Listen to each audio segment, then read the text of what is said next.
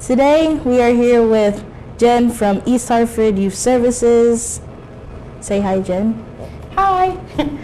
So our first question today is, what is the purpose of youth services? Awesome. That's a great question. So Youth Services is a town department. That means that much like Parks and Recreation or the library are all town services that are provided, that Youth Services is another one. But our particular role is to be concerned about any issues or concerns related to youth within the town. So anyone who is 0 to 18. So we do a variety of services, and we're engaged in a variety of meetings and municipal, the fancy term is that we act as the municipal agent for children. So anything that has to do with children, we're engaged in. Cool. So my next question is, what is your role at Youth Services? So there we have 5 full-time folks that work at Youth Services, and then we have anywhere from 20 to 30 part-time folks that work with us to provide the services that we run. My role is technically the program coordinator. So I'm a licensed clinical social worker by trade, and what I do is a lot of administrative and programming kind of stuff in order to run different groups or to oversee interns that would be providing individual or family counseling. And then I also attend lots of meetings that are related to issues that might concern children here in town. Just a side note, do you enjoy those meetings? Do you actually enjoy those meetings? So I love some of those meetings. Like I call the Hunger Action Team meeting that I go to the fun meeting, because there's just so many like feel-good things that group is doing. And then there are other meetings that are a little stuffier, but there's always really good information that's coming out of that. And it's also most important because it's a chance for me to try to network and learn what other folks are doing and who it would be best to contact if we wanted to do more programming, say with preschool age children. You know, that's an area that we're interested in trying to do some additional programming, but I don't necessarily know all of the people that would be best to work with. So by attending these meetings, I can meet them. So yes, no, yes. So my next question is, what was your reason for coming to East Hartford High School, home of the Hornets, today? I was invited to attend today. This is like the 3rd or 4th year that I've come, I think, for this particular day. I can't remember what it's called. But I get that the premise is to let particularly 9th graders know about service learning opportunities. And we do a variety of things. Each year is a little different, but each year we try to do different things that can count for service learning hours for a youth in the town. We don't have a bunch of hours, but we have some. So we try to come and make sure that that everyone that attends knows that we exist. One, if they need any help for anything, since we are a mental health provider, but also that if they want to come and be part of our teen time group, that's a chance that they could maybe come up with a project that would count for service learning hours, and we can help to support that and help them to do it.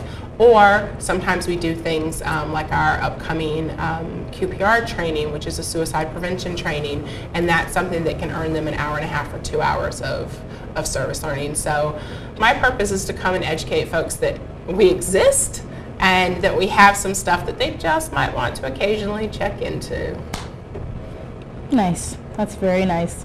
And also, what are some of the impacts that have helped the community from youth services? Any big impacts, small impacts? Okay. Well, as I said earlier, we act as the municipal aid for children. So I think that our biggest impact is really never seen. My director, Cephas Nolan, myself, the counseling coordinator, Kelly Waterhouse, our youth outreach person, Mark Bassos, we all are really, really interested in making sure that youth needs are represented. And since there aren't always youth voices at all of the other like town meetings and things like that, we go and we kind of stand in as that de facto person. And so we we take pride in trying to make sure that we chat as much as possible and find out, like, both from youth themselves and then also from parents, what they feel like is really important, is impacting youth lives here in town. And then we try to really represent that elsewhere. We do also, well, I'll wait for your next question. Yes. So my last and final question is, what are any important dates and important information that our community needs to know about?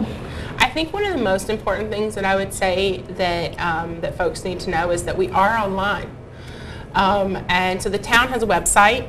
It's www.easthartfordct.gov, and Youth Services has a page on that.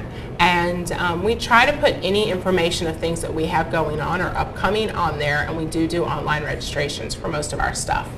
And so that's just a resource that's always available. So you can call our offices, really just 8:30 to 4:30 though, so that's limited.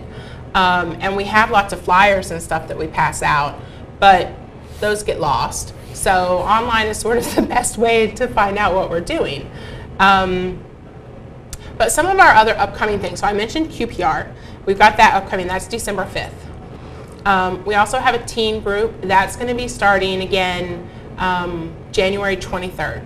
We're going to have a creative arts group that's going to be starting January 24th. And that is going to be a combination of drama performance, dance performance, maybe some visual arts.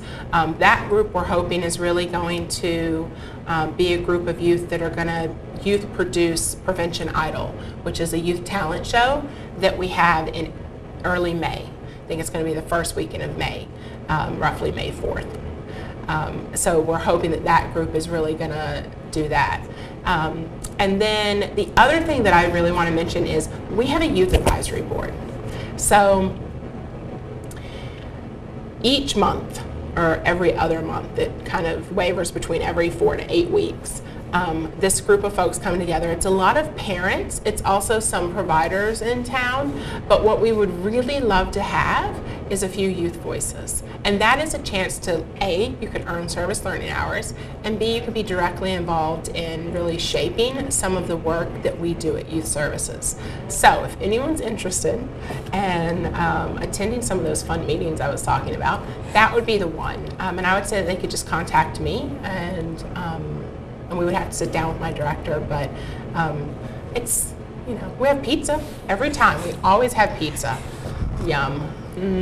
So I may need to come there myself. Right? That's what I'm saying. We can have all the youth voices.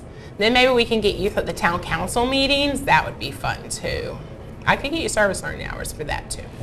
So thank you today for coming to East Hartford High School's Community Awareness Day.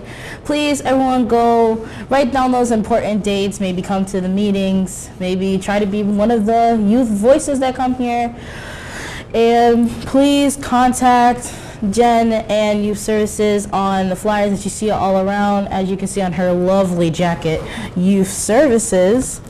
So thank you for coming out today. Thank you so much. It was a pleasure. I appreciate it. You're welcome. Hi, my name is Cheyenne, and today we are going to be interviewing Miss Marinkle about Iron Hornet. So my first question is, what is Iron Hornet? It's a great question.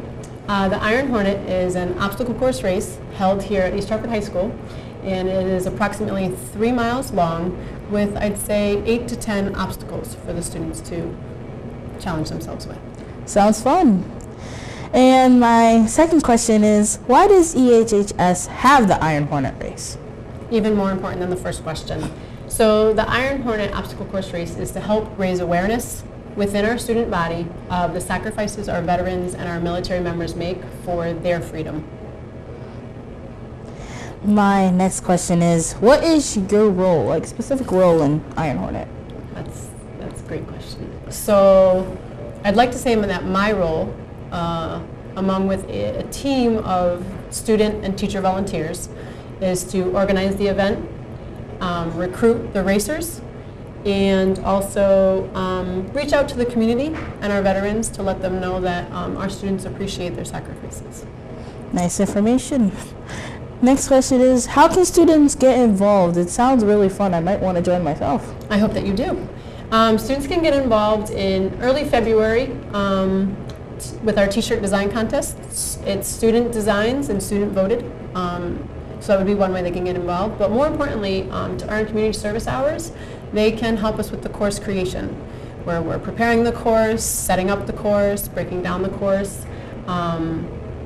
It's probably the most important part of the race, is getting it ready. And my last question, nope. My last question is, when is the race? So our race happens the Friday before Memorial Day every year. So this year, it'll be May 24th, 2019.